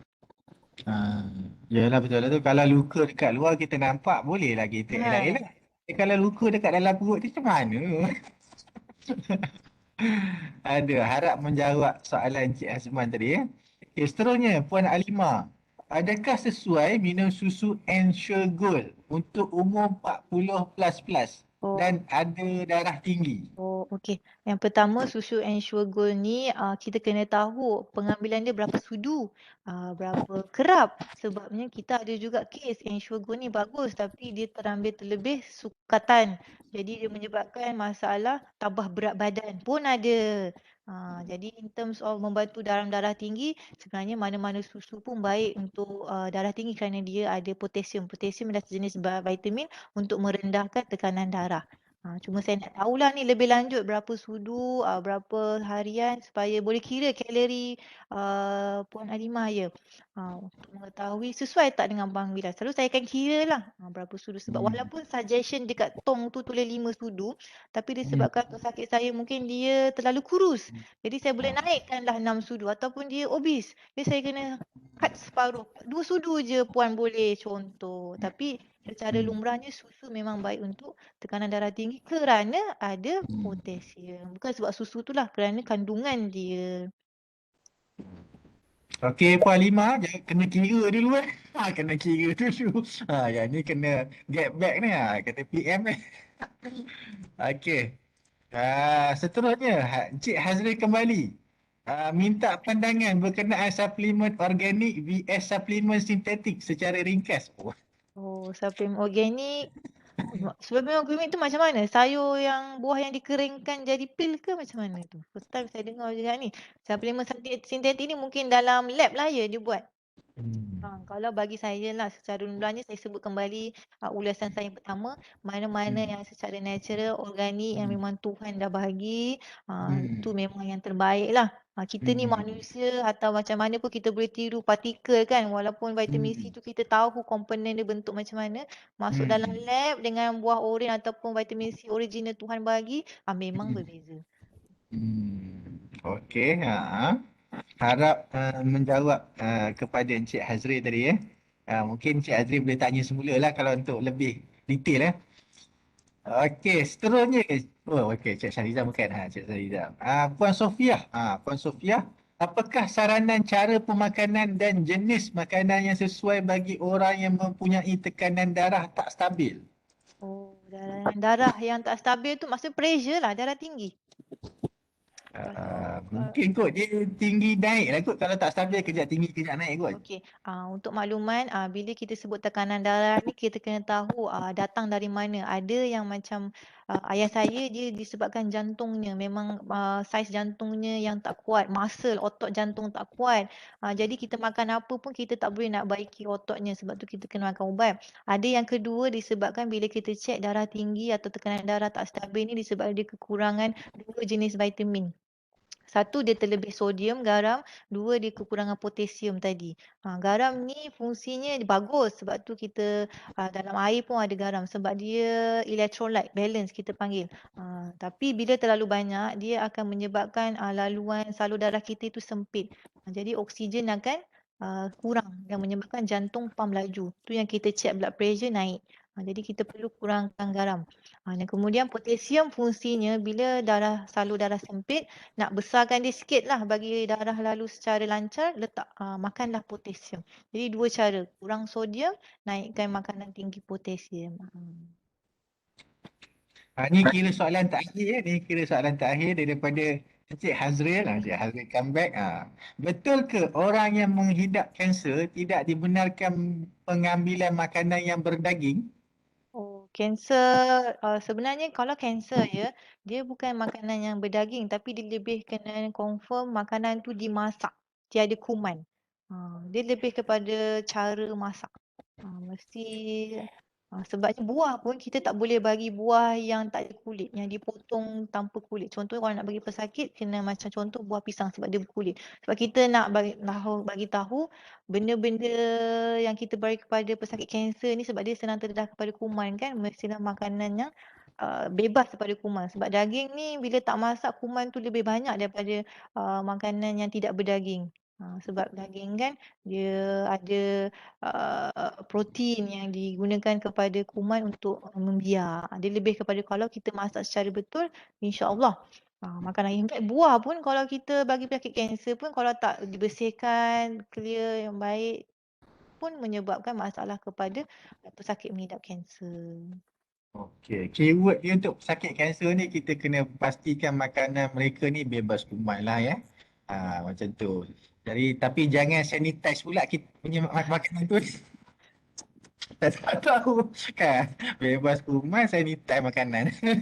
Okeylah kita habis di sini saja sebab rasanya Terima banyak kasih. lebar dan kalau katakan jika ada lagi soalan-soalan berbangkit Ya, mungkin betul. penonton-penonton hadirin boleh salurkan kepada saya, nanti saya cubalah sampaikan kepada apa nama tu Boleh, Puan boleh. Biza kita kan. Mana tahu kan dapat kita berhubungan lagi lepas. Boleh, insyaAllah. Tak ada masalah.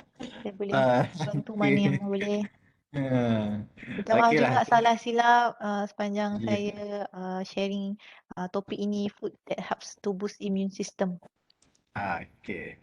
Okey, terima kasih banyak kepada penceramah kita Puan Cik Fazilah. Jadi tamatlah sudah untuk sesi pertama program kita hari ini iaitu sesi ceramah.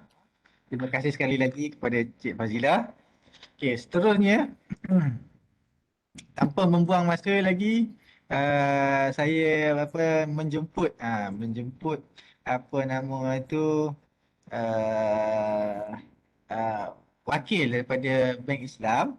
Okey, wakil daripada Bank Islam iaitu Tuan Haji Nik Muhammad Nasuha. Ada ke Tuan Haji Nik Muhammad Nasuha? Assalamualaikum warahmatullahi wabarakatuh. Waalaikumsalam. Waalaikumsalam. Ada. Kena tanya dulu tuannya ada ke tidak dalam ni. Saya main jemput sekarang. Kali tuannya tak ada. Okey. Kalau macam tu saya jemput Tuan Haji Nik Muhammad Nasuha yang selaku BNB State Consumer Manager Okey, untuk sedikit sesi perkongsian lepas tu dan seterusnya juga mengumumkan pemenang kepada cabutan petuah kita. Majlis dengan sukacitanya mempersilakan. Assalamualaikum sekali lagi. Terima kasih sahabat saya Tuan MC Encik Kamarzo dan seluruh warga kerja UiTM. Terima kasih juga kepada Cik Nur Fazilah sebagai penceramah kita berkenaan dengan food that helps to boost immune system pada hari ini. Saya perkenalkan diri saya. Saya Muhammad Zaki bin Bidin, Branch Manager Bank Islam Cawangan Dungun. Mohon maaf hari ini Tuan Haji ni tak dapat join atas sebab-sebab yang tak dapat dielakkan. Saya dengar cerita dia ada kematian ibu saudaranya di Jerantut. Jadi Tuan Haji ni terpaksa ke Jerantut pagi tadi. Begitu juga dengan tentunya seorang lagi bos saya Cik Sharifah Fazlinda pun tak dapat join juga hari ini. Jadi saya sebagai bidang terjun lah hari ni Cik K Jangan terjun betul-betul sudah. Ya. Banyak yang kita dah dengar berkenaan dengan pemakanan yang boleh boost kita punya immune system tadi. Alhamdulillah banyak yang kita dah belajar. Selain daripada kesihatan badan kita, kita pun sebenarnya kena titik beratkan juga berkenaan dengan kesihatan keuangan kita. Antaranya biasa kita dengar kadang-kadang ada customer yang dah di blacklist oleh SITOS, ada juga yang dah di blacklist, ada juga blacklist dalam SIKRIS. Jadi kalau kita tengok kesihatan keuangan kita, kalaulah perbelanjaan kita itu melebihi daripada pendapatan, secara tak langsung kita boleh ambil kira yang sistem keuangan kita adalah tidak baik. Yang sepatutnya kita kenalah pendapatan kita itu selepas ditolak dengan simpanan, kita masih lagi boleh berbelanja dengan cara yang berhemahlah. Untuk itu, macam kita tengok dekat duda pada awal sesi kita tadi, Bank Islam sendiri ada menyediakan, ada mempromosikan berkenaan dengan personal financing. Personal financing sekarang ni kita offer dengan rate yang bagi saya sepanjang saya bekerja dah lebih kurang 25 tahun dalam sektor perbankan ni adalah rate yang sangat rendah. Sekarang ni kita offer untuk personal financing sebanyak 2.45% sahaja sehingga 300,000 maksimum untuk tempoh selama 10 tahun. Selain daripada personal financing, kita juga boleh untuk kurangkan komitmen kita dengan cara refinance balik untuk property kita. Kita boleh refinance rumah kita dengan rate yang juga agak rendah sekarang ni dengan hanya 2.9% sahaja. Untuk kaki tangan UiTM, kita bagi special offer. Special offernya kalau nak beli rumah baru ataupun refinance, kita boleh bagi margin sehingga 100%. Kalau kita beli rumah baru dengan biasanya dengan bank-bank komersial, bank akan hanya bagi margin of financing hanya 90% sahaja.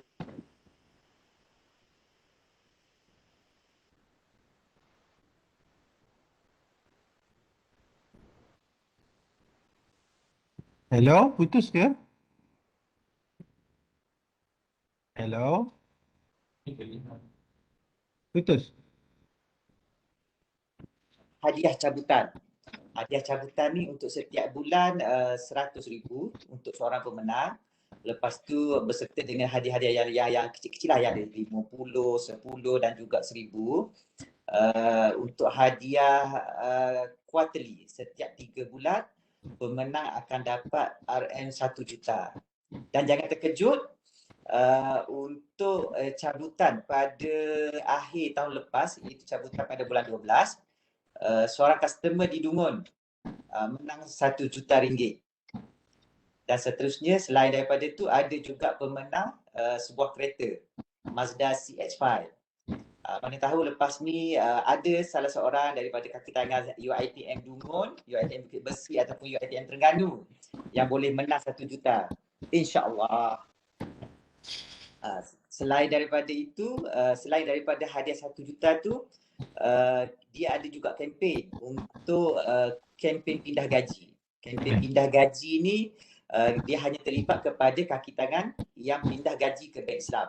Kalau sebelum ni kita gaji di bank A ataupun di bank B, tiap bulan gaji masuk, kita ambil habis.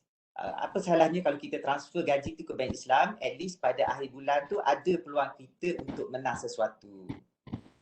Saya harap lepas ni ramailah kaki tangan daripada UiTM akan berbondong-bondong datang ke bank Islam dulu. Kena ada cabutan khas ni.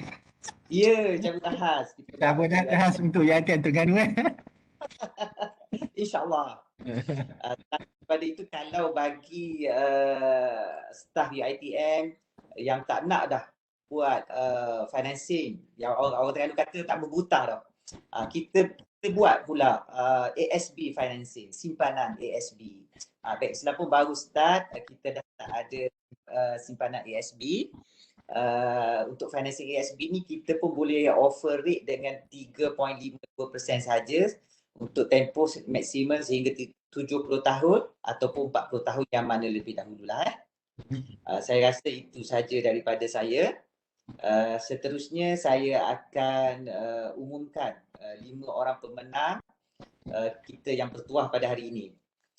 Saat yang ditunggu-tunggu Saat yang dan nama ni saya pilih secara rawak saya bukannya ada apa ni? Ada perbincangan belakang dengan Cik K. Tapi saya pilih je. Secara rawak saja. Itu penafian. Saya pun kena buat penafian juga. Saya tak terlibat pilihan ni. Okey, yang pertama adalah Cik Intan Nur Eliza Fadlina binti Kamarudin. Okey. Kedua, Cik Nurul Syamira binti Aziz. Staf saya tu. Alhamdulillah. Yang ketiga, Encik Muhammad Shah Nizam bin Makzin. Aduh, itu yang banyak tanya tadi tu pasal obesiti tu. Alhamdulillah. Dan yang keempat, Encik Zulkifli bin Yusof. Seterusnya yang terakhir adalah saya tak pasti sama ada perempuan ataupun lelaki ni Tan Yok Mui. Itu kita keluarga Malaysia agut. Kita ada nombor telefon pun kita dah ada. Nanti saya akan hubungi balik selepas ya. Okey, betul. Ah, Pemenang jangan risau pemenang jangan risau. Kita tak cari pemenang lain kot Kita Ya, tanya, 5 orang ada je. ke tidak dalam ni, ada ke tidak dalam ni kan. Kalau tak ada kita cari pemenang lain. InsyaAllah ada. Itu je daripada saya Encik K. Dan seluruh ITM saya ucapkan ribuan terima kasih atas kerjasama yang kita buat pada hari ini. Dan insyaAllah saya harap program sebegini kita boleh teruskan lagi pada masa-masa yang akan datang. Itu saja. Assalamualaikum. Waalaikumsalam. Yalah, saya pun memang insya-Allah lah kot. Kalau apa nama tu Bank Islam Bank Islam menadahkan padang bola, saya menadahkan stadium lah kot Stadium. InsyaAllah. Kan. Semoga hubungan yang terjalin ni akan berterusan kan. Malah lebih banyak nikmat akan diterima oleh staf-staf ITM Terengganu secara khususnya dan staf ITM secara umumnya. Dan keluarga Malaysia jugalah, keluarga Malaysia juga. Okey, itu saja ya kot Itu saja. Itu saja daripada saya. Itu saja. Jadi hadirin yang beriman, majlis merakamkan ucapan terima kasih kepada Cik penceramah kita iaitu Cik Nur Fazilah Muhammad Bazuri atas segala ilmu dan nasihat yang amat penting dan berguna sepanjang ceramah kita pada hari ini. Ucapan terima kasih juga kepada pihak Bank Islam, kepada Cik Zaki lah dan timnya. Tuan Haji Nik Nasuha kita tak ada tadi kan? Cik Nasyarifah pun tak ada. Okey, atas segala sokongan dan kerjasama yang diberikan untuk menjayakan program ini. Terima kasih banyak-banyak. Mohon halalkan segala pemberian. Mohon halalkan segala pemberian, tunjuk ajar dan ilmu yang telah diberikan kan. Jangan datang claim pula hantar email kat saya. Halal minta halal. Okey. Tidak lupa majlis mengucapkan berbanyak terima kasih kepada semua pihak yang terlibat secara langsung maupun tidak langsung dalam penganjuran program pada hari ini. Saya mohon maaf sekiranya terdapat sebarang kesilapan atau kesalahan daripada saya sepanjang saya mengendalikan majlis ini. Akhir kata, sekian wabillahi taufiq wal hidayah. Wassalamualaikum warahmatullahi wabarakatuh. Waalaikumsalam. Link kehadiran. Saya lupa. Okey Jadi program kita sudah habis kejap. Saya lupa bagi link kehadiran kepada staf ITM kejap link kehadiran. Saya janji 10 minit je. Aduh. Saya minta maaf. Kejap ya. Mungkin saya terlalu khusyuk mendengar kita punya ceramah sehingga saya terlupa nak bagi link kehadirannya. Cik K, saya baru perasan yang saya tak pasang video tadi. Video apa? Tugas. Tak nampak muka. Saya pun tak teringat nak beritahu. Itulah sebab saya ingat kan Tuan Haji Nik kita ada lah kan. Rupanya Cik Zaki juga. Tak apalah. Tak bagi tahu, tak buka video, baru perasan. Itulah dengar suara kan. Suara macam suara Cik Zaki. Takut bukan Cik Zaki kan. Takut betul lah suara sama kan. Sorry. Okey, Cik Zaki, saya nampak bos saya ada masuk tu, ada video tu. Okey, perkenalkanlah. Yang sedang melambai tu Dr. Batia bin Musa, ketua ataupun moderator lah untuk UiTM Bukit Besi lah. Kira bos saya lah. Okey, mungkin dia Dr. Batia nak cakap apa-apa ke? Bos saya nak cakap apa-apa ke pada Cik Zaki, manager Bank Islam dulu? Kita macam dah habis program ni. Rasa tadi doktor. Sorry. Tak apa. Tak ada apalah. Saya cuma nak ucapkan terima kasih lah kepada Cik Zaki Okey, kerana sudi kerjasama dengan UiTM Cawangan Terengganu dan Bukit Besi dan juga pada Cik K lah yang orang kata yang membawa mencadangkan untuk kita ada program ni lah. Jadi sharing session saya nampak ramai juga yang hadir. Jadi insyaAllah kita terima kasih juga kepada penceramah lah kalau masih ada lagi dalam talian. Jadi banyak juga ilmu yang kita boleh dapat tu. Jadi kita kongsikan ilmu mana-mana. Jadi untuk kita amalkan lah mana yang baik tu. supaya orang kata apa boleh improve lagi lah daripada segi kesihatan. Yang tu sajalah kot okey. Mungkin nanti Okey. kita akan buat lagi okey Itulah KPI tu tahun 2022 dah tercapai. Okey. Kita tunggu 2023.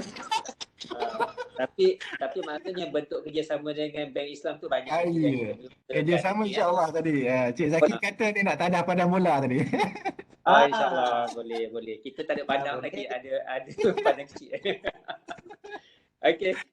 Terima kasih Cik Zaki. Okey, kepada namanya tu hadirin hadirat jangan lupa kalau staf YTM tu bolehlah isi link kehadirannya. Kepada yang lain-lain program kita telah tamat, bolehlah apa nama tu mengundurkan diri. Okey. Jadi hello Cik Zaki. Okey, sorry. Kita akan bagi masa lebih kurang dalam 5 minit lagi untuk sebelum kita tutup kita punya link kita ya. Alright, okey. Assalamualaikum. Waalaikumsalam. Nanti kita PM Cik Zaki. Alright.